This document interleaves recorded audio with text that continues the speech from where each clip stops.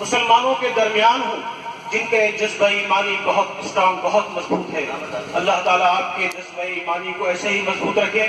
جب بھی ہماری شریعت پر آ جائے، کسی بھی طرح سے کسی دشمن کی نظریں اس طرف اٹھیں، تو آپ متحد ہو کر اسی طرح سے جوق در جوق اپنے پروگرام میں شامل رہیں اور اس کے خلاف آواز احتجاج بلند کریں۔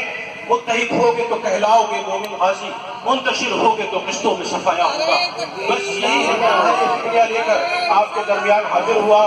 مولانا مقبول صاحب نے بہت اچھی تقریر فرمائی اور ہم لوگوں کے جذبہ ایمانی کو بیدار کر دیا۔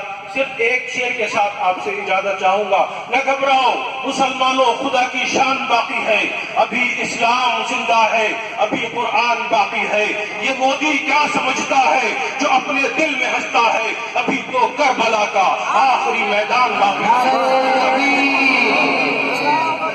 نعرہ رسالت جناب فرحان احمد جلالی خان صاحب قبلہ، نعرہ تکبیر۔